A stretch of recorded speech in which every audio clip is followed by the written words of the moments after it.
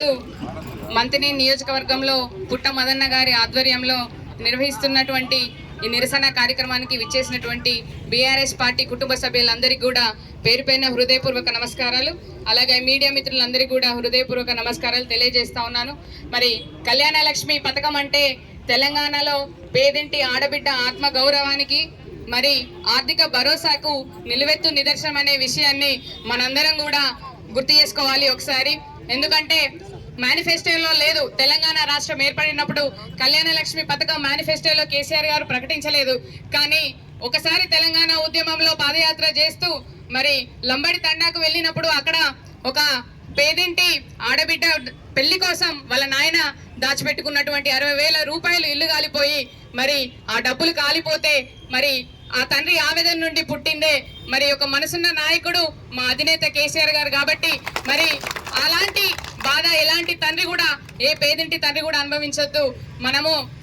మన ప్రభుత్వమే పేదింటి ఆడబిడ్డకి మరి ఆర్థిక సాయం అందించాలి, ఒక మేనమామగా నిలవాలని చెప్పేసి ఆ రోజు 51,000 నుంచి మొదలుపెట్టి విడతల వారీగా 1,00,000 రూపాయలకి కళ్యాణ లక్ష్మిని తీసుకొచ్చిన ఘనత కేవలం కేసీఆర్ గారిదనే విషయాన్ని సందర్భంగా గర్వంగా చెప్తా ఉన్నాను.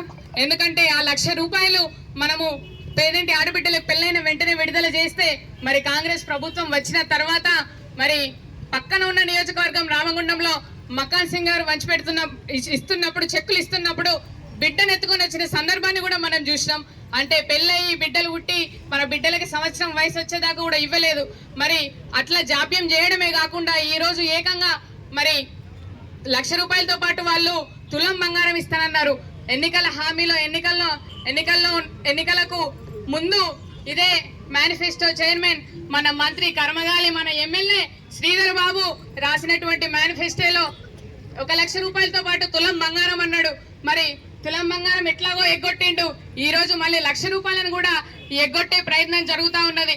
హైకోర్టులో స్టే ఇచ్చే వరకు ఎవరు కూడా కౌంటర్ దాఖలు చేయకపోవడం దానికి నిలువెత్తు సాక్ష్యం అని చెప్పి ఈ సందర్భంగా తెలియజేస్తా ఉన్నాను. వాళ్ళు వేసే దొంగ పనులకి వాళ్ళకి లాయర్లు ఉంటారు, ప్రైవేట్ లాయర్లు ఉంటారు. ఆయన ఓటుకి నోటు కేసులో ఉన్నప్పుడు మరి మళ్ళీ జైలు పోకుండా ఉండడానికి ప్రైవేట్ లాయర్లు ఉంటారు. మరి మినిస్టర్లు ఏసీబీ రైడ్లలో దొరికితే వాళ్ళ విషయాలు బయటికి రావడానికి ప్రైవేట్ లాయర్లు ఉంటారు. కానీ మనలాంటి పేదింటి బిడ్డలకి మరి కళ్యాణ లక్ష్మి మీద ఎవరో ఒకరు కేసు వేస్తే దాని మీద కౌంటర్ దాఖలు చేయడానికి మాత్రం వాళ్ళ దగ్గర లాయర్లు ఉండరంటే మరి ఇది నిజంగా ఆశ్చర్యంగా ఉంది.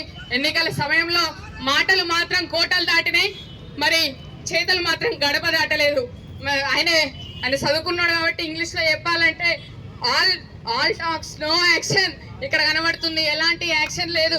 కాబట్టి కళ్యాణ లక్ష్మి షాదీ ముబారక్ నిధులను అమలు చేసేదాకా మహిళా లోకం, తెలంగాణ రాష్ట్రంలో ఉన్న మహిళా లోకం అందరం కూడా మేమందరం పోరాటం చేస్తాము.